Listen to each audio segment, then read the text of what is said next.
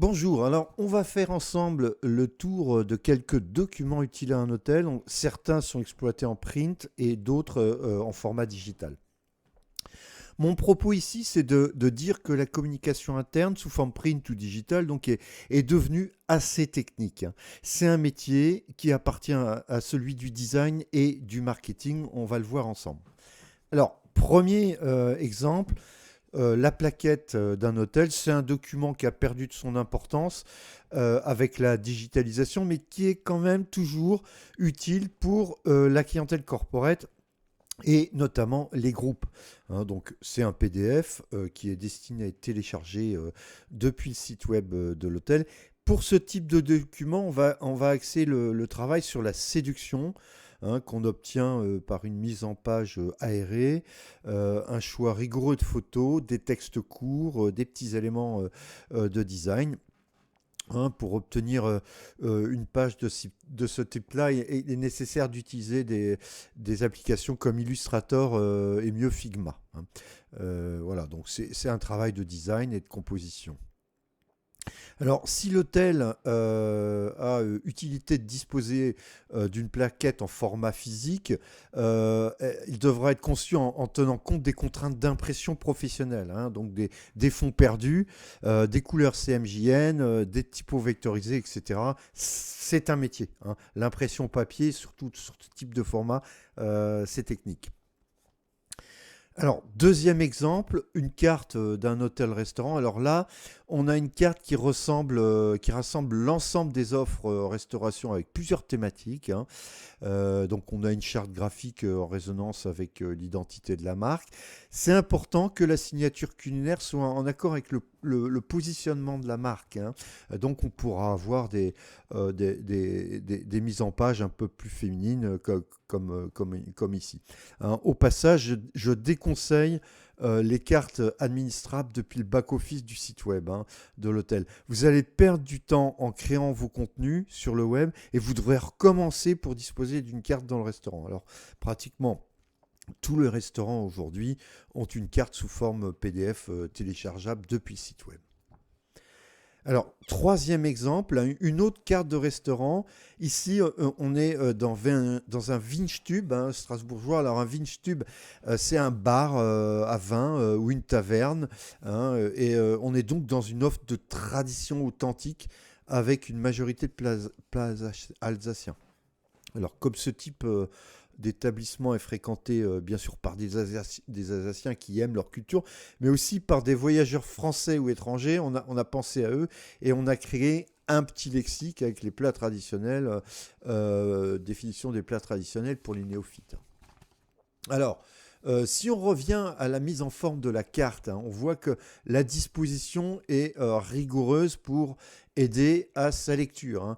On a aussi une version mobile, hein, qui peut être utile soit à la lecture du QR code, soit téléchargeable depuis le site web. Et donc là, on a une version responsive, hein. Le site identifie quel terminal le sollicite et donc il adapte le contenu à la plateforme. Et on a donc conçu deux documents digitaux, hein, donc pour avoir une consultation responsive et agréable depuis un mobile ou un desktop.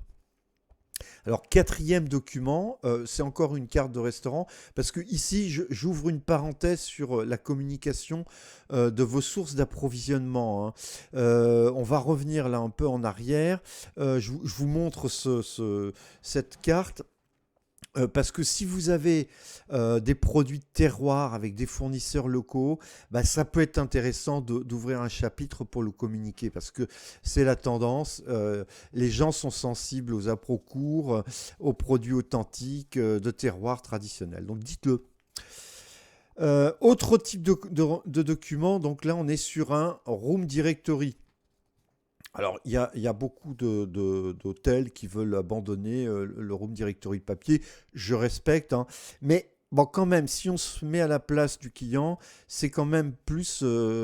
enfin, le format le plus simple à consulter, c'est quand même, ça reste le papier, hein. Ça n'empêche pas d'avoir un format digital ou bien d'insérer des QR codes pour des cartes qui seraient longues, hein, et alourdiraient le Room Directory papier. À ce moment-là, l'utilisateur qui souhaite avoir un complément d'information, ben, il scanne son QR code. Voilà, je conseille donc un protège-menu cartonné, hein, qui accueille donc un feuillet papier, hein, que l'on peut facilement remplacer. C'est pas très cher et c'est relativement souple. L'imprimeur, lui, il va livrer un feuillet papier plié, non agrafé, hein. Il suffit juste de l'insérer dans le protège-menu qui est adapté. Et ça n'empêche pas de mettre à disposition un QR code en chambre qui ouvre vers une information navigable, offrant plus de services comme une commande de petit déjeuner en ligne, par exemple.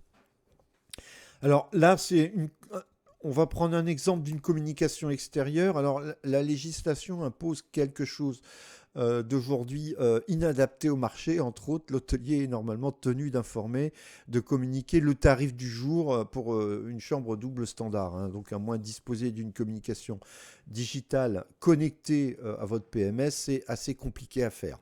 Donc la solution, bon, qu'on présente ici, c'est de donner un prix moyen et d'offrir au client la possibilité de scanner le QR code connecté au moteur de réservation. Donc là, on est en cohérence avec la législation. Il pourra aussi consulter la carte de petit déjeuner. Alors, en résumé, hein, je vous conseille de traiter la création des documents internes, print ou digitaux, en externalisé, hein, parce que c'est quand même des compositions qui imposent l'exploitation d'outils adaptés, la connaissance de contraintes d'impression, l'intégration de concepts digitaux. C'est un métier, et l'atelier qui voudrait le faire en interne, il passerait quand même beaucoup plus de temps pour un résultat qui serait perfectible, hein. Voilà le message, à bientôt.